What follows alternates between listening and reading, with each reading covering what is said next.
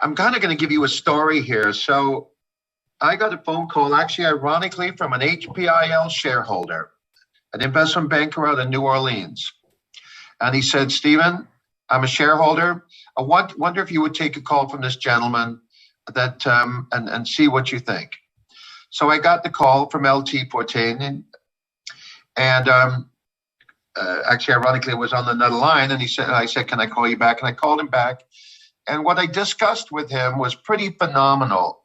Now, if we were all walking down the street and somebody said to you, I can do this and I can do that, especially what we are saying right now, you would say that's probably highly unlikely. Why doesn't Chevrolet do that? Why isn't Ford doing that? Why isn't Tesla doing that? Well, I've experienced those type of business relationships. And I'm going to jump back a tiny bit. So in the late 90s through the early 2000s, I built the first music video streaming company. There was no YouTube. There was nothing like that. In fact, in the old days, you could stream. The most I could get in streaming was 15 frames per second. And if you know anything about television and film, 30 frames per second. So it was stopping and starting and stopping and starting. We probably all experienced that. And I built that company. And then I partnered with Disney, Alta Vista, Lycos, all the big search engines.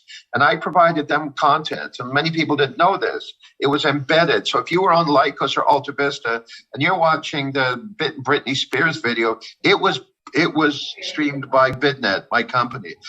Many people would say to me, why doesn't Disney? Why doesn't Alta Vista? Why doesn't Lycos? Why doesn't Yahoo? Why do they need you? That's because that's not the business they're in.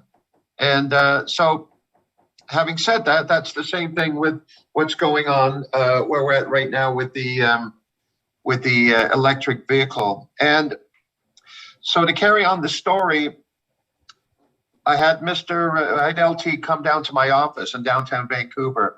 And to back up a little bit, he's a gentleman that I'm pretty sure everybody knows the resume so far, or at least as much as I put out. He was involved in the formulation of the B-2 bomber, in the head of industrial science in the Navy. It goes on and on. A Mensa, which I'm probably never going to make. But by the way, David Postula is a part of Mensa, which we've never put out. I found that out actually later down the road. So I asked him to come down with his vehicle. And I saw with my own eyes, and I'm a relatively bright guy, and I can tell the difference.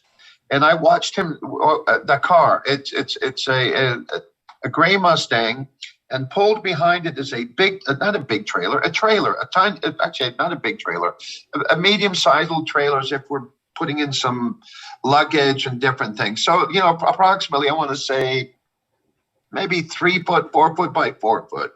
So the battery, the system, the mechanism that's hooked into the powertrain, that's how big it is.